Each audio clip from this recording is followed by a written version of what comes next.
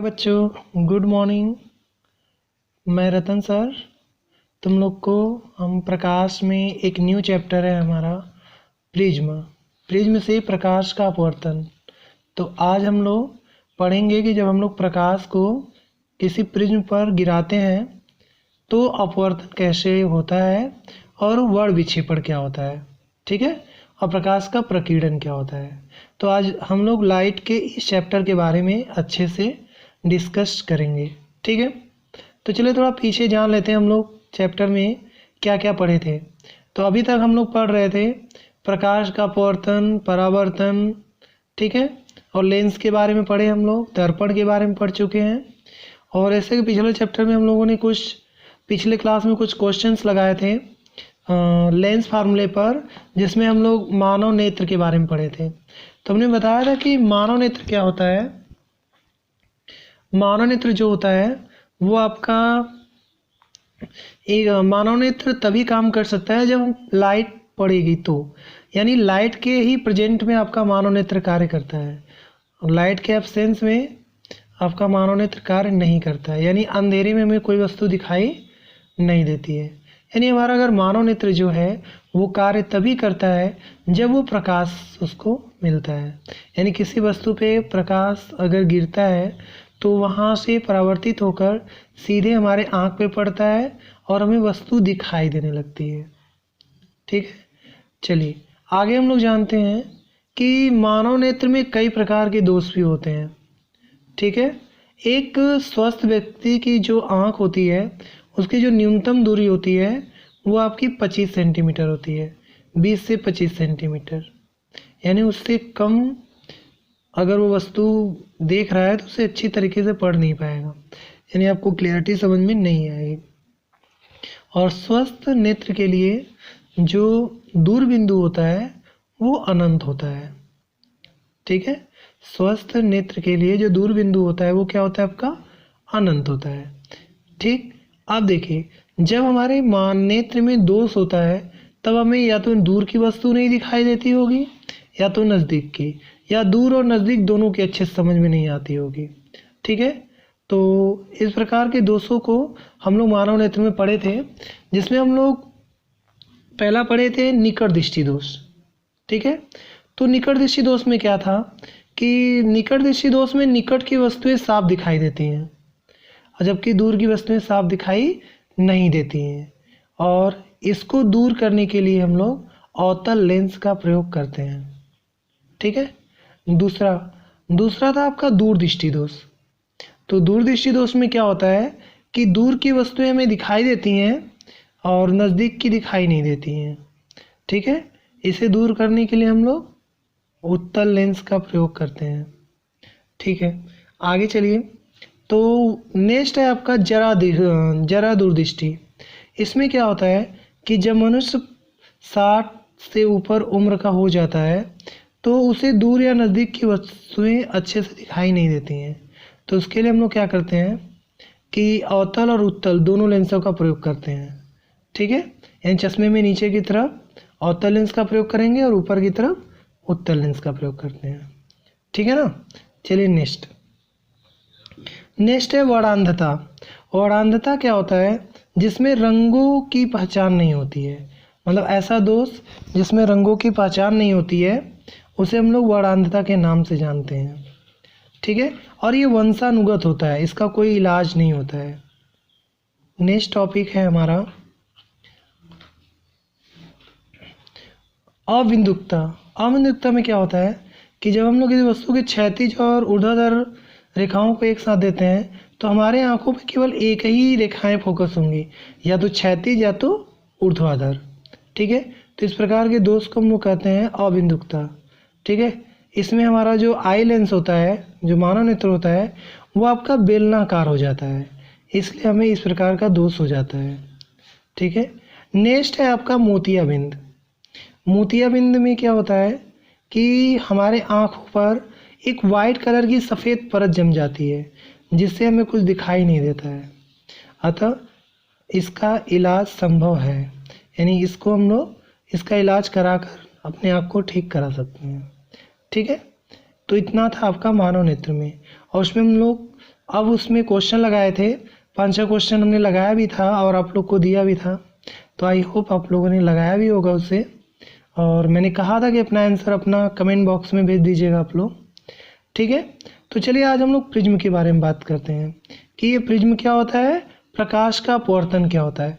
तो चलो यहाँ पे अगर हम लोग इतनी टॉपिक की बात करें कि ये प्रकाश का अपवर्तन क्या होता है, ठीक है। तो देखो यहाँ पे प्रकाश का अपवर्तन, तो पहले हम लोग अपवर्तन की बात करें तो मैंने कहा था कि अगर हम लोग एक कांच लेते हैं, ठीक है। कांच कैसा होता है, पारदर्शी होता है, ठीक है। कांच कैसा होता है, पारदर्शी होता है। तो देख लो ध्यान से, अगर हम इस कांच पे प्रकाश को डालें तो प्रकाश क्या होगा, कांच से टकराएगा और टकराने के बाद अगर मान लेते हैं इधर वायु है और इधर आपका जल है, ठीक है। तो ये जो आपकी प्रकाशिक किरण है जब इस माध्यम से होकर दूसरे माध्यम में प्रवेश करेगी तो ये अभिलंब की ओर झुक जाती है ऐसे, ठीक है। तो इसी प्रोसेस को हम लोग क्या कहते हैं, अपवर्तन का नाम देते हैं।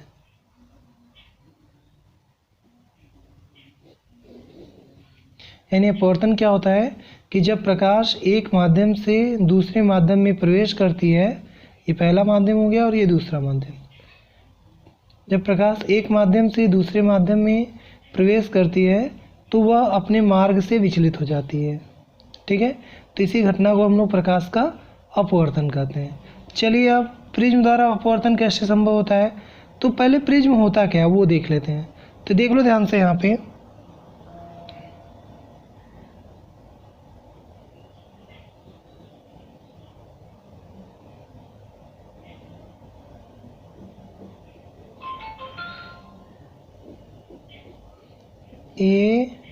ABC, ठीक है। तो देखो यहाँ पे परस्पर किसी कोण पे झुके हुए, यानी यहाँ पे ये मान लेते हैं कोण B है आपका, परस्पर किसी कोण पर झुके हुए दो समतल पृष्ठों के बीच घिरे समांगी पारदर्शी माध्यम को हम लोग प्रिज्म कहते हैं, ठीक है। यानी दो समतल पृष्ठों से घिरे समांगी पारदर्शी माध्यम को हम लोग क्या कहते हैं, प्रिज्म कहते हैं। और ये जो आपको दिख रहा है वो आपका अपवर्तक पृष्ठ होता है। अपवर्तक का मतलब होता है कि जब हम लोग प्रकाश डालेंगे तो प्रकाश इसमें से होकर इसमें प्रवेश कर जाएगा, तो इसमें दो अपवर्तक पृष्ठ होते हैं,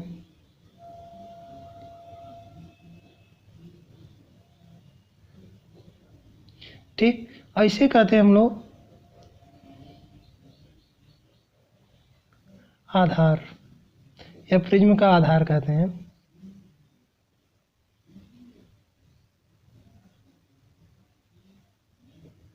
ठीक है। तो देख लीजिए ये हमारा प्रिज्म है जो कांच का है और ये त्रिभुज जैसा दिखाई देता है और इसमें ये प्रिज्म का आधार होता है, बाकी दो अपवर्तक पृष्ठ होते हैं जो समांगी माध्यम कहते हैं हम लोग, ठीक है। और ये किसी एंगल पे झुका होता है और इस एंगल को हम लोग क्या कहते हैं, प्रिज्म कोण कहते हैं या अपवर्तक कोण के नाम से जानते हैं।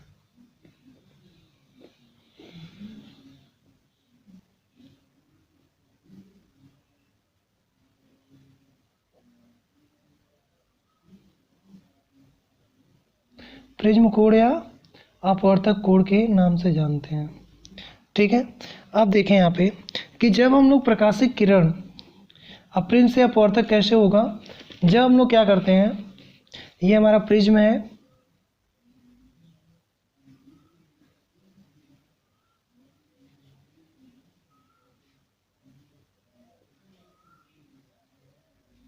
ठीक। अब देखें यहाँ मान लेते हैं ये सन है,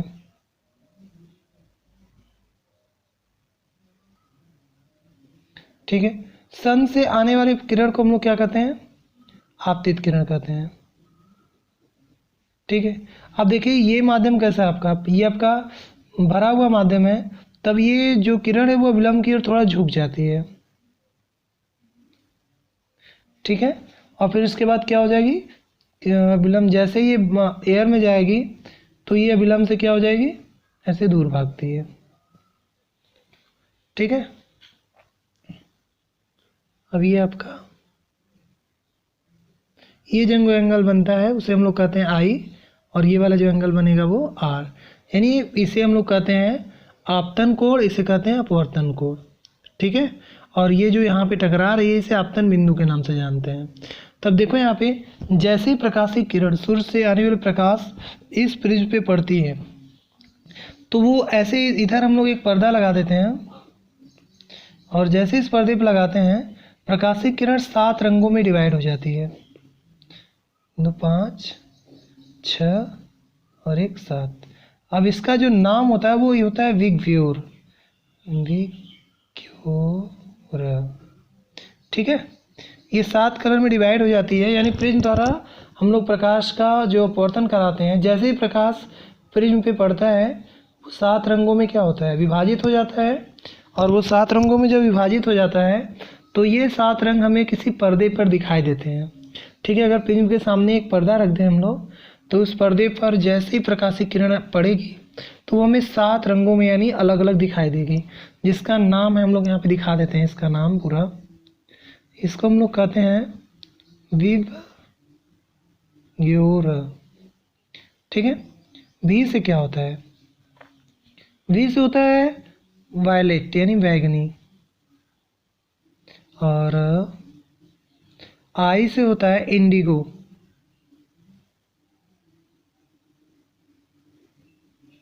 और बी से होता है ब्लू, जी से होता है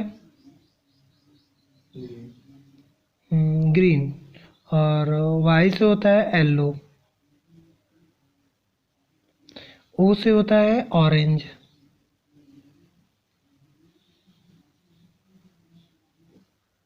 और आर से होता है रेड, ठीक है। देखिए ये हमारा है कलर्स नेम है, जिन 7 रंगों में ये आपका विभाजित होता है ये आपका है विग्योर है, ठीक है। ये आपका विग्योर है। जैसे रेड हो गया, वी से आपका वायलेट, वायलेट को हम लोग कहते हैं बैगनी, ई से इंडिगो यानी आसमानी कलर जो होता है, ब्लू होता है बैगनी अरे नीला, और जी से ग्रीन यानी हरा, वाई से येलो, येलो मतलब पीला, ओ से ऑरेंज यानी नारंगी कलर, आर से रेड होता है। तो इतने सारे कलर हमें पर्दे पे दिखाई देते हैं जब हम लोग प्रिज्म द्वारा प्रकाश का अपवर्तन कराते हैं तो, ठीक है।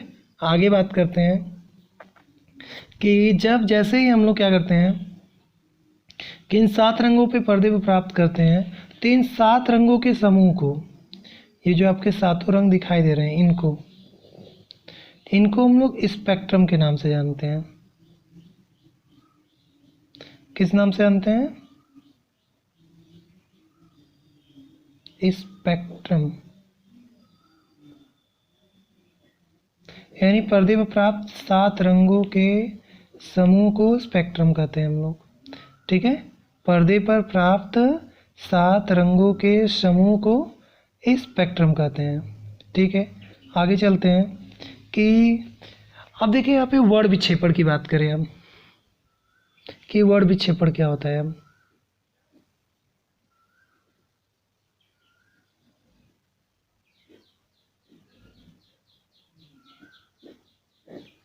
ठीक है, चलो सुनो यहाँ पे वर्ण विक्षेपण को इंग्लिश में कहते हैं स्कैटरिंग ऑफ लाइट।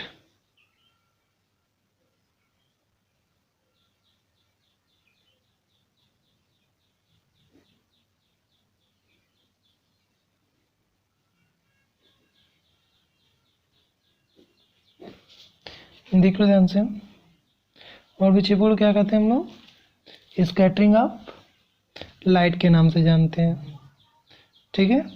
तो अब ये स्कैटरिंग ऑफ लाइट का मतलब यही है कि जब हम लोग प्रकाश को किसी प्रिज्म पे डालते हैं तो वह 7 रंगों में क्या हो जाता है, विभाजित हो जाता है, और 7 रंगों में विभाजित होने की प्रोसेस को ही, प्रक्रिया को ही वर्ण विक्षेपण का नाम देते हैं हम लोग। यानी किसी प्रिज्म द्वारा रंगों का अलग अलग हो जाना क्या कहलाता है, वर्ण विक्षेपण कहलाता है, ठीक है।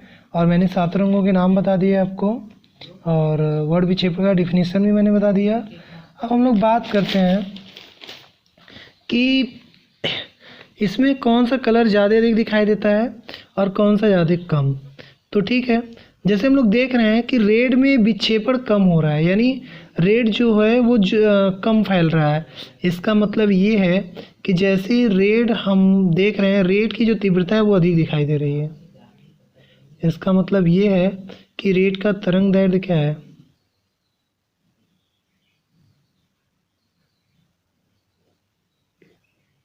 रेड का तरंग दैर्ध्य सबसे अधिक होता है, इसलिए जो लाल रंग होता है हमें वो दूर से ही दिखाई देता है। ठीक है, अगर हम लोग वायलेट की बात करें तो जैसा कि हम लोग देख रहे हैं वायलेट सबसे ज़्यादा फैल रहा है। तो सबसे ज़्यादा फैलेगा तो इसकी तीव्रता क्या होगी, सबसे कम होगी। ठीक है, जब सबसे कम होती है तो इसका तरंग दैर्ध्य बहुत कम होता है, यानी ये हमें दिखाई कम देती है। ठीक है, इसका मतलब क्वेश्चन ये है कि अगर पूछा जाए कि सबसे अधिक तरंग दैर्ध्य किस रंग का होता है तो आप कहेंगे रेड का, यानी लाल रंग का। और सबसे कम तरंग दैर्ध्य किसका होता है, बैगनी का होता है। ठीक है, एक क्वेश्चन और, प्रकीर्णन जो वर्ड आया हुआ है,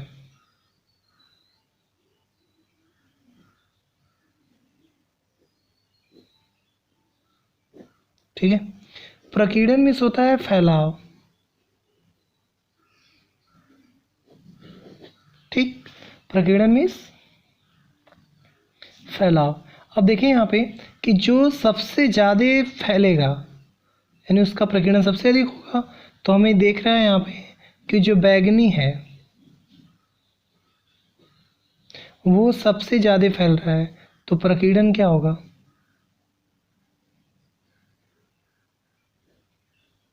प्रकीर्णन सबसे अधिक होगा।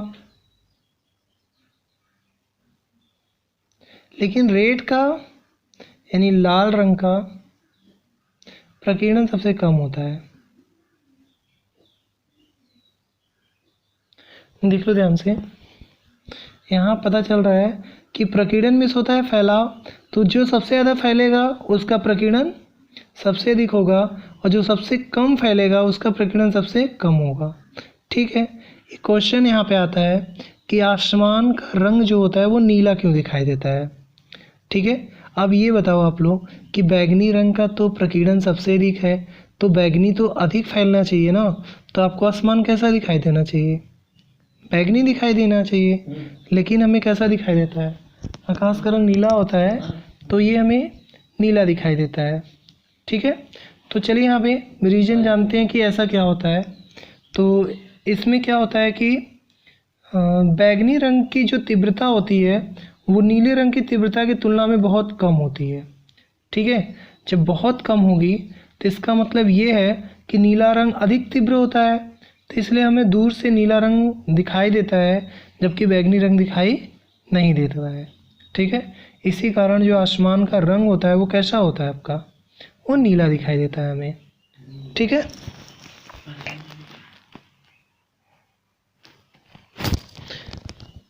तो आई होप आप लोग को ये समझ में आ गया होगा।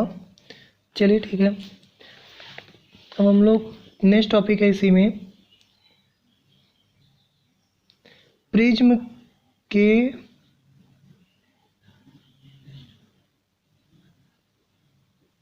पदार्थ का अपवर्तनांक।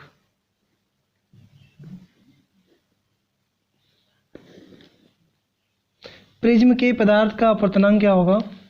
चलिए देखिए, हम लोग अपवर्तनांक को किससे दिखाते हैं, वैसे एन से दिखाते हैं। ठीक है, तो इसके लिए जो फार्मूला है हमारा वो ये है, sign A plus del M, sign A plus del M बटे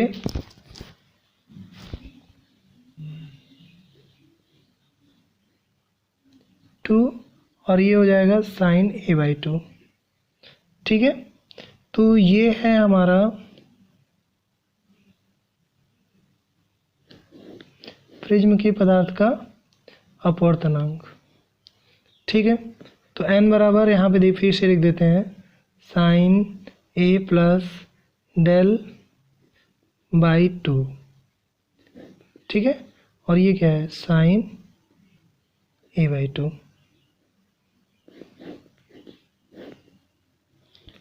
देख लो फिर से यहाँ पे, वही फार्मूला है कि n बराबर क्या, sine a plus del m by 2 और साइन a बाई 2। यहाँ पे लिख देते हैं जहाँ डेल m विचलन कोण है, ठीक है, और a क्या है आपका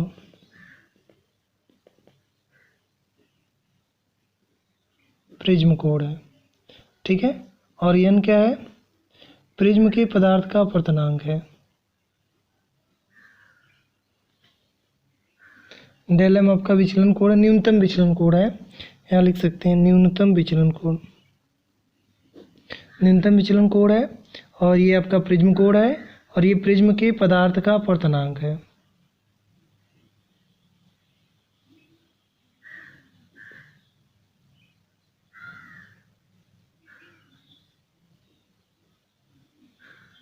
ठीक है, ठीक। आइए पतले लेंस की बात करें, पतले प्रिज्म के लिए अपवर्तनांक का सूत्र।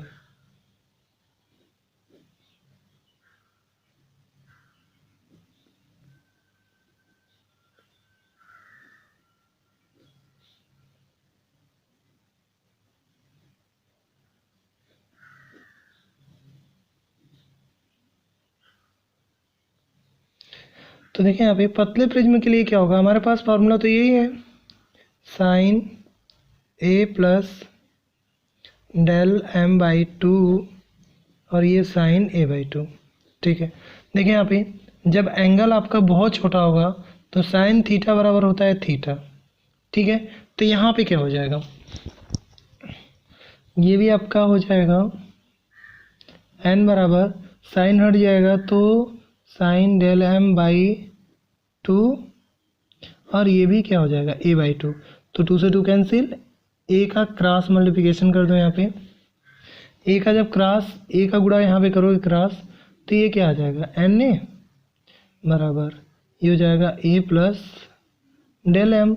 तो यहाँ से बताइए डेल m की वैल्यू कितनी होगी, तो हो जाएगा na माइनस a, यानी यहाँ से हम लोग a कॉमन कर लेंगे तो विचलन कोण क्या होगा पतले प्रिज्म का, इतना आएगा। देख लो यहाँ पे na बराबर a प्लस डेल m। फिर से देख लेते हैं शुरू से कि पतले प्रिज्म के लिए क्या होगा, कि पतले प्रिज्म के लिए अपवर्तनांक का सूत्र तो हमने बता दिया कि साइन थीटा बराबर क्या लेते हैं, इसके लिए साइन थीटा बराबर थीटा लेते हैं।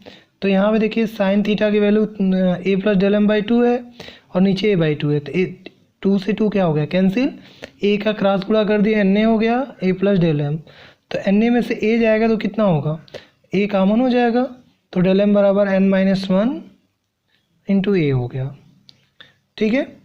तो ये था फार्मूला हमारा, और इस फार्मूले पे आइए क्वेश्चन देखते हैं हम लोग।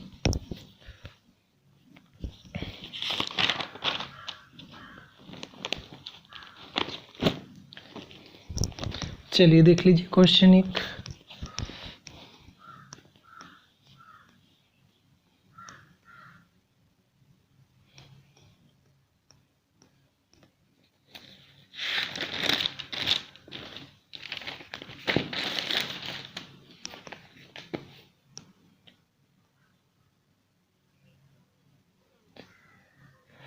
साठ डिग्री कोण वाले प्लास्टिक प्रिज्म का पीले प्रकाश के लिए अपवर्तनांक √2 है।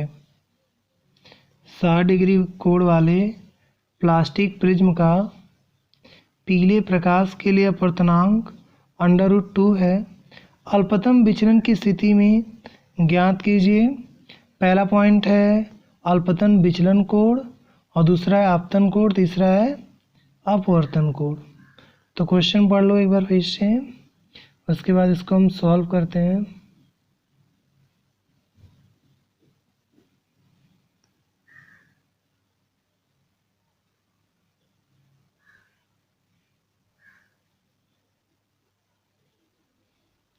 ठीक है, चलो देखो यहाँ पे कि क्वेश्चन ये है कि 60 डिग्री वाले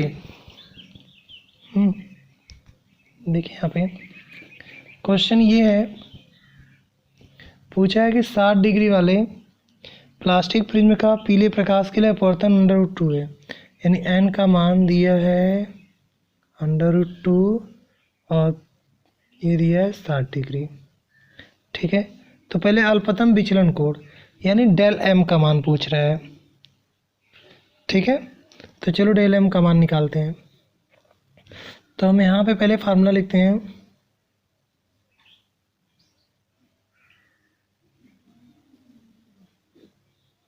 ठीक है, फार्मूला क्या है, एन बराबर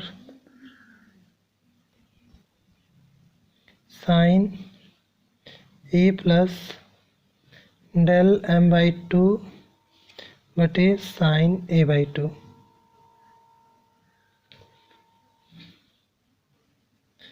साइन ए बाई 2। ठीक है, चलिए यहाँ पे एन का मान रखते हैं, √2 है एन का मान, और साइन ए का मान 60 डिग्री है, डेल एम निकालना ही है बाई 2, और नीचे हो जाएगा साइन 60/2 यानी 30।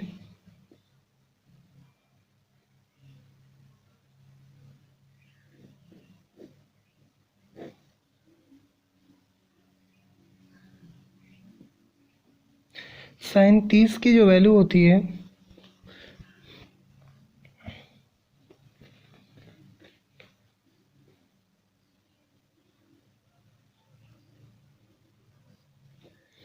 चलिए ठीक है, रख देते हैं उठा के यहाँ पे।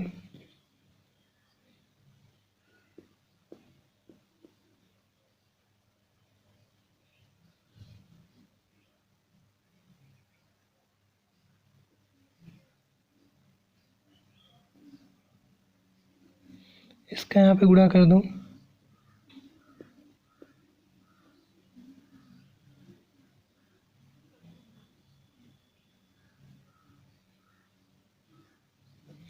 ठीक। अभी देखिए हम लोग जानते हैं जहाँ तक कि ये आपका हो गया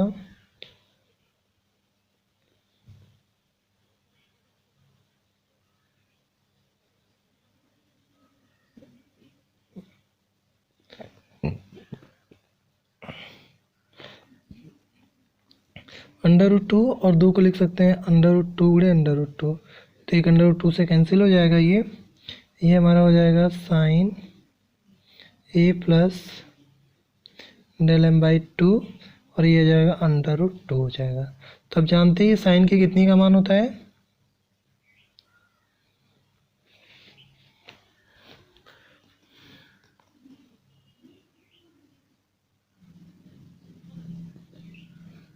ये साइन के 45 डिग्री का मान होता है। ठीक, तो आप देख सकते हैं यहाँ से साइन हट जाएगा, तो ए प्लस डेल एम बाई 2 और ये 45 डिग्री, तो ए प्लस डेल एम और 2 से गुणा करेंगे तो 45 दूनी 90, और ए का मान हम लोग कितना माने हैं, यहाँ पे 60 डिग्री दिखा सकते हैं। ठीक है, तो डेल एम बराबर कितना हो जाएगा, 90 - 60 यानी 30 डिग्री। ठीक है, यानी आपका जो विचलन कोण है वो कितना डिग्री आएगा, विचलन कोण आपका 30 डिग्री आ रहा है। ठीक है, तो चलो अब हमें अल्पतम विचलन के केस में फार्मूला यूज करना है। तो यहाँ पे देख लो तुम लोग कि अल्पतम विचलन के केस में हम लोग कैसे निकालेंगे इसका मान। अल्पतम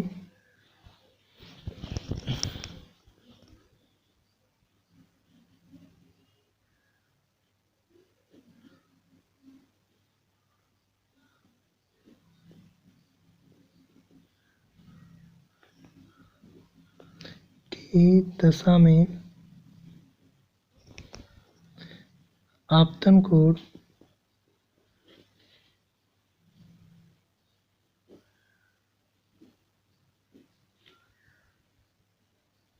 I बराबर ए प्लस डेल एम बाई 2। ठीक, चलो मान रखते हैं यहाँ पे, ए का मान 60 और ये 30/2, तो ये आपका आ जाएगा I बराबर 90/2 यानी 45 डिग्री। ठीक है। और एक आपका है अभी अपवर्तन कोण।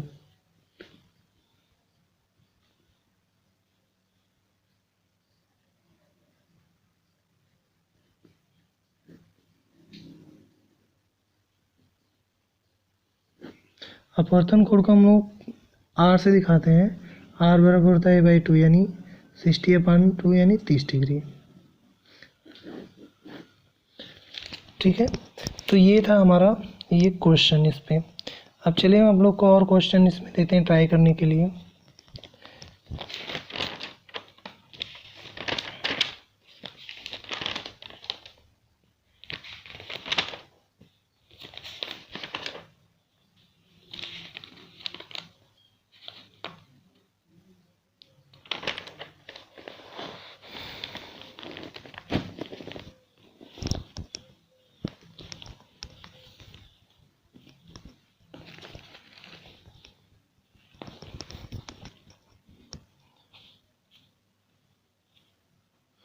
जैसे कि आप यहाँ पे देख सकते हैं कि क्वेश्चन नंबर पहला क्या है,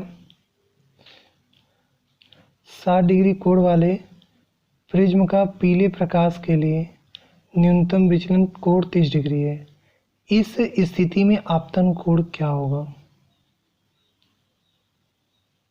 60 डिग्री कोण वाले पीले प्रिज्म का पीले प्रकाश के लिए न्यूनतम विचलन कोण 30 डिग्री है।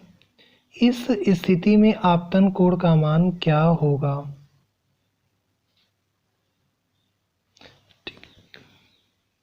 आइए लगाते हैं।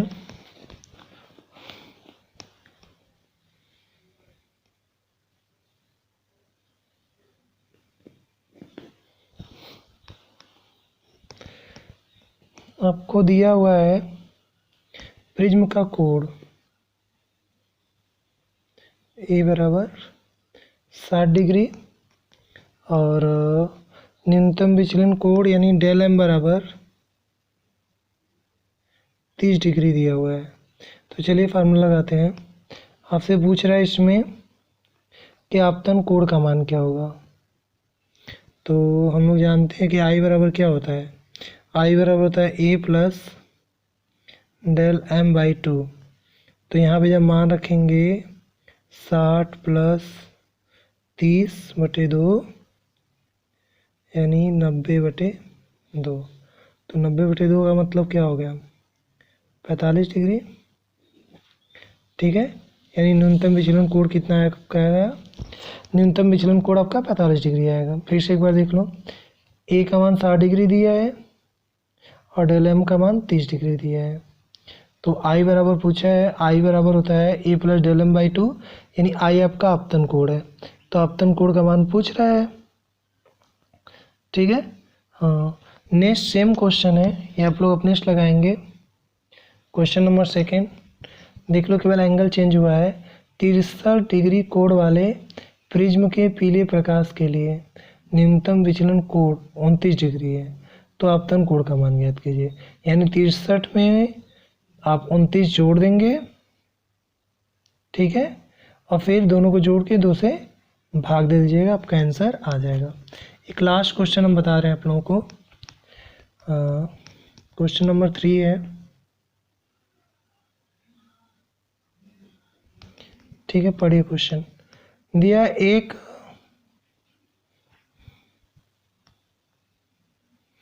1.5 अपवर्तनांक के पतले प्रिज्म का प्रिज्म कोण 60 डिग्री है, तो उसका अल्पतम विचलन कोण कितना होगा? तो उसका अल्पतम विचलन कोण कितना होगा? ठीक है, चलिए यही लगाते हैं। n बराबर दिया है 1.5 और a का मान दिया है 60 डिग्री। तो आपसे न्यूनतम विचलन कोण पूछ रहा है इसका।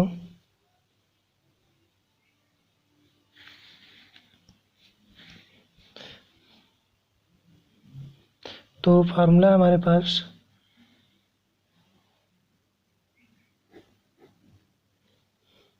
कि n बराबर sine a plus del m by 2 बटे साइन a बाई 2। ठीक है, तो यहाँ पे साइन a का मान है 60 डिग्री, डेल m पूछा ही है, और यहाँ पे साइन 60.2 और ये 1.5। ठीक है, तो यहाँ पे आगे चलते हैं।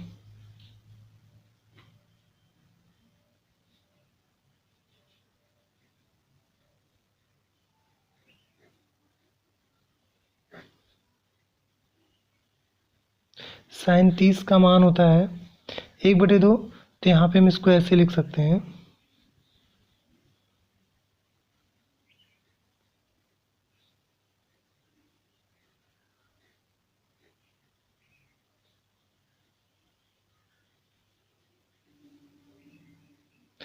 (0.75).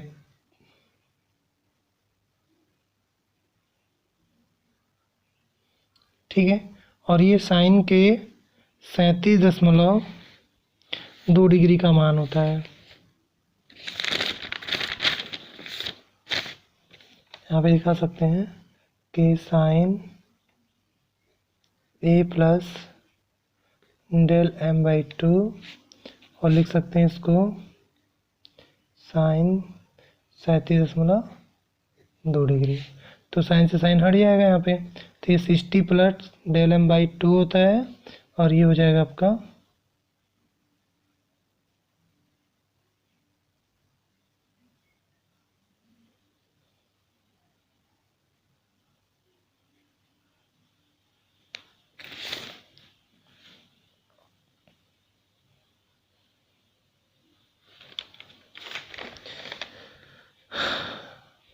चलिए नेक्स्ट वीडियो में इसका मान हम लोग चेक करते हैं कि टेबल से देखकर कि साइन के कितने का मान होता है ये। ठीक है, तब इसको हम लोग लगाते हैं आगे। तो आज के लिए इतना ही। ठीक है, थैंक्स।